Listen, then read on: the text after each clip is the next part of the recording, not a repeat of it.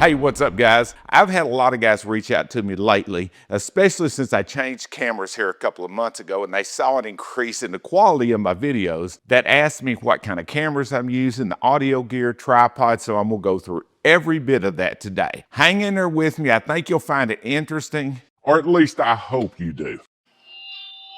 I use a Rode Wireless Go 2. I also have a Rode Wireless Go. Now, I use two cameras when I'm filming outside. Right now, I'm just using one camera, and if there's a problem, I can reshoot the video. But when I'm outside, a lot of times you can't redo it, especially if you're shooting for groups and stuff like that. So I have two of these microphone setups. One is right here. There's a little magnet right here that holds it on my shirt. That microphone is actually on the inside. And when I'm filming on the range on my B cam, there's also another microphone that is just out of the shot. It's an older Rode Wireless Go. I like to use it because it gives me backup audio, because audio that comes directly out of a camera, it sucks ass. And I cannot stand to watch videos that the audio is bad. Now, if it's a new channel and you haven't got new microphones, you're not used to sound processing and stuff like that, 100% cool. Everybody starts somewhere. But if you've been doing it for coming up on 9 years like I have been, you need to at least be able to understand what my big ass is saying. And I also process the sound when I get through with it. That way my voice comes out normally. This is what it would sound like if I didn't go back and reprocess the sound and enhance my voice. And this is what it sounds like after I went through and used voice isolation that added it to the track. Speaking of sound, one of the things I ran into a lot when I first started was my audio peaking. When your audio peaks, it sounds like this. It sounds totally like shit. That's because you're running too hot of an input into the camera and it can't process it. So it helps a lot having a camera that you can adjust how hot the audio signal is going into the camera. Speaking of cameras, this is my main camera. This is my Canon C70. Now, this thing is a Netflix approved true cinema camera. It uses what's called a DGO sensor. It basically takes two images of each frame of the video, one that's underexposed and one that's overexposed, and it combines them inside the camera, a lot like modern phones do, but it doesn't do all the artificial sharpening and that kind of stuff that makes an image look like it came out of a damn GoPro. A really good camera makes the subject sharp, it gives you really good colors, and it gives you some separation from the background. Now, the lens that I'm using is a Sigma Art 40mm. On the lens is also a brace that holds it to the support that goes up underneath the camera that's mounted to my cage. The camera itself I bought used for $3,200. Now, for my big ass, that's a shitload of money. And believe me, it took a long time before I was ready to spend that kind of money on a camera. But the reason I picked this one was because the super high dynamic range. Now, for guys that don't know what dynamic range is, it's the difference between the shadows and the brightest part of the image. Let me show you an image from a buddy of mine. He's still using the phone, nothing wrong with that. But when you use a phone, you either expose for yourself or you expose for the background when you're in a really difficult lighting situation, like being in the shade and it's sunny outside. You can expose for yourself and then the rest of it's all blown out.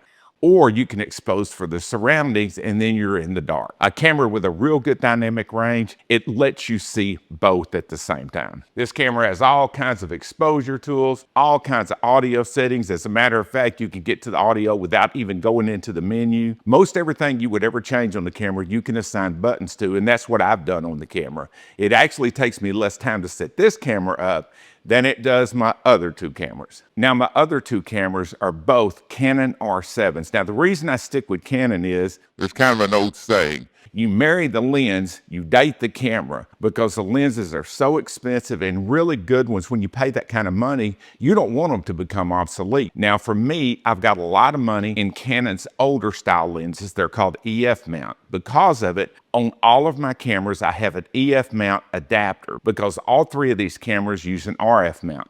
So I use an adapter so that I can mount them directly to it. And they are a hell of a lot less expensive, and there are millions of options in the EF mount. In the RF mount, there's not so many. Now, on both my R7s, they're just like the C70. I've got cages on them. I put cages on every one of my cameras because it's so easy to knock it over and mess the damn thing up. Been there, done that. Do you technically need a cage? No, and they're expensive. The one for the C70 was a little over $100. Both of them on the R7s were about $75 each. Now, both of these R7s were about $1,500 brand new. They both had EF adapters, that's another $100. And on one of them, I have the Sigma Art 18-35. I really am a huge fan of the Sigma lenses. They are just incredibly sharp. That's the one I use as my B camera when I'm filming outside. On the other one, I have a Canon C70-55. What I use it for is for all of the still photography because it's got a little more range, it'll zoom in a little closer, and it's just a lot faster to be able to just swap cameras and go to taking photographs. Or a lot of times if I just need to get a picture for a thumbnail or I need some up-close pictures, I can just drag out the one camera. I don't have to open it up all the time and expose the sensor to dust. Tripods. I got tripods. Now my main tripod is my Telson. Just a second, I'll prove it. Turn that on, zoom in. C70 with the Telson, my #1 package.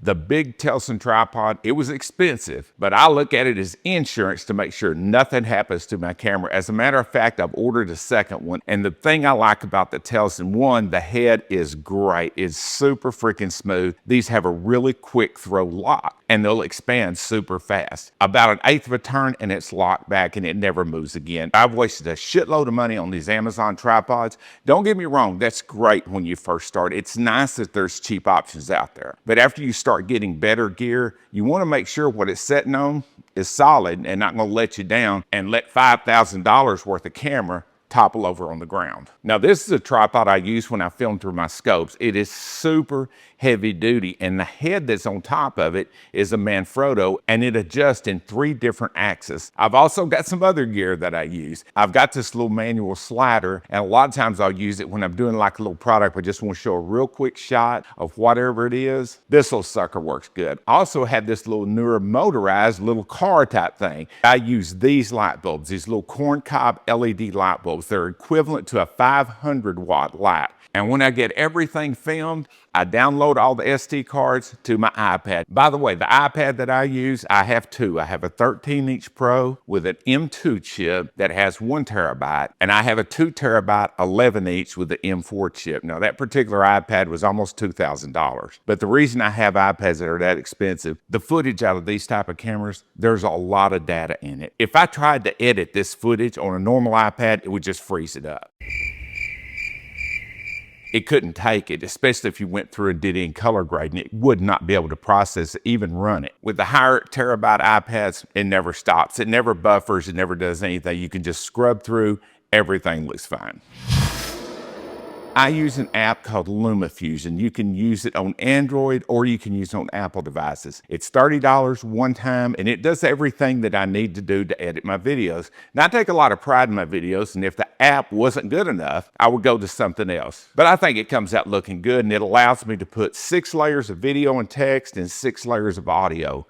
And once I upload it to YouTube, I use the highest megabits per second that I can to put it on YouTube. Now, YouTube is going to crush the video down and the audio to make it use less space on their platform. So the more information that you can send them when they do get ready to crush it down, it's going to look a little better. I'm hoping this kind of helps some of the guys. Now, you don't have to spend this kind of money. When I first started, my first camera was my phone in my pocket, no microphone, didn't have a tripod. I used a stepladder as my tripod and one of my little dog's toys to hold the phone up while it sat on the little paint shelf on the ladder. I did that for probably my first 20 videos. And the audio sounded like this and the video looked like this. As I've done it a while, I've got a little more refined, tried a bunch of different techniques, and this is the one that's working the best for me right now. 2 pieces of advice I'd give anybody that wanted to start a YouTube channel or wanted to grow a YouTube channel and do it for a living like I do. Be yourself, regardless of who that is, and look at it as a company. You got to put money back into it, or at least I felt like I have. I'm dumb, I'm illiterate, I'm ugly, and I curse too much. I treat it like a mechanic would.